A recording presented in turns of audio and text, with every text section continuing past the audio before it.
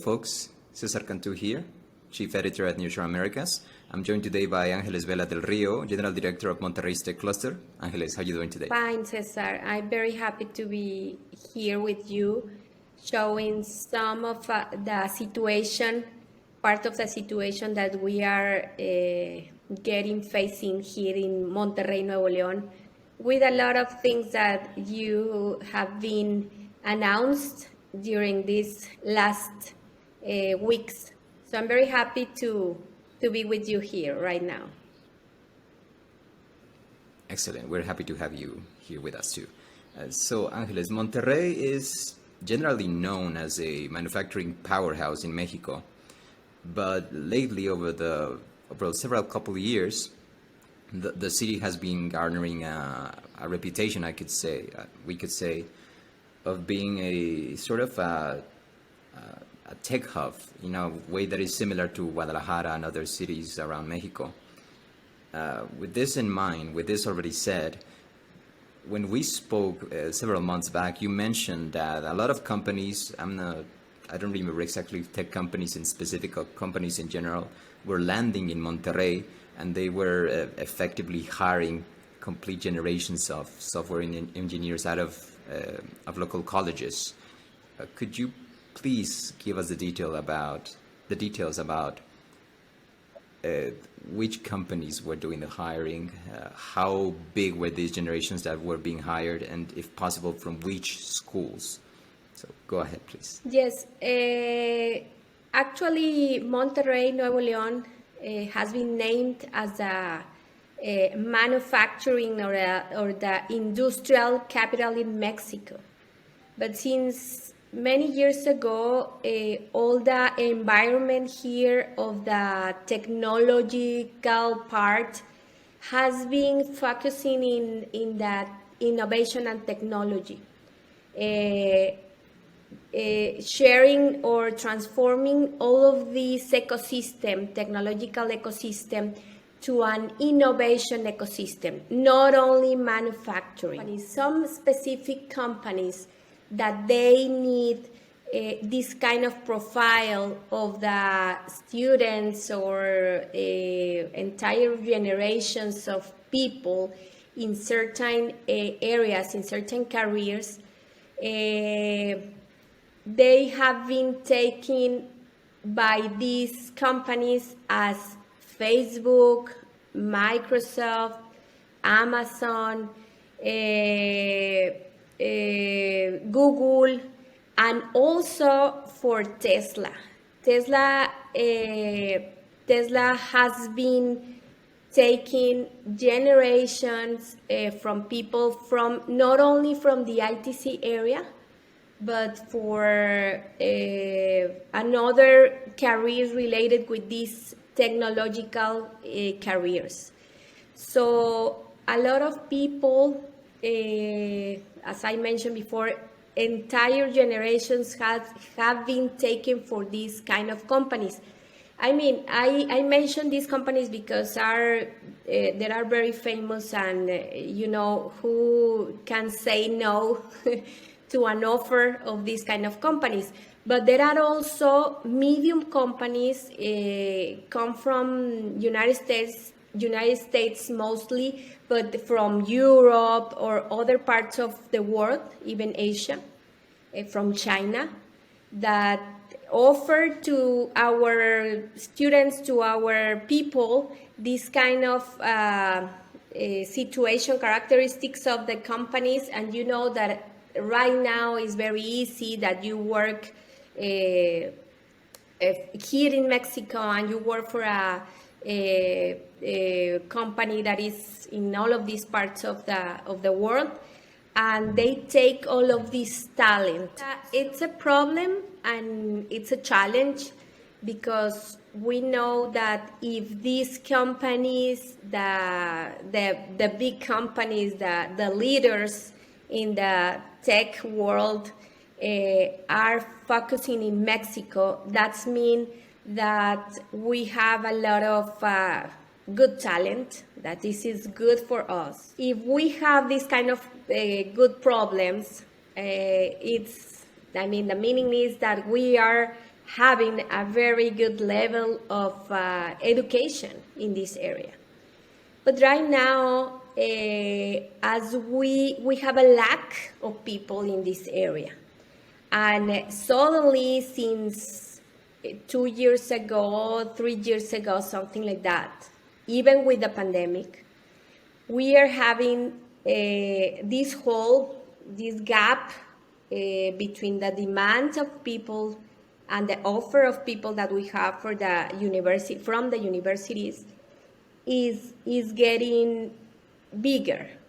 Do you happen to have a number on the size of the generations of software engineers being hired? Are we speaking of hundreds of thousands of tens of thousands? How many are being gobbled up by these big companies? It is a very difficult amount to calculate because some of them take it for some of them generation are taken for these big companies, but some of them are taken for small or smaller companies, as I mentioned before, European companies or Asian companies. But we think that we are talking about 300 people for each generation. I mean, for all over the generation, the universities, not only for each one. Because we have people in the ACT areas, we have careers in these areas that have less than this amount, but in another university, maybe you can have more than this amount. So we calculate this amount of generation for each 6 months.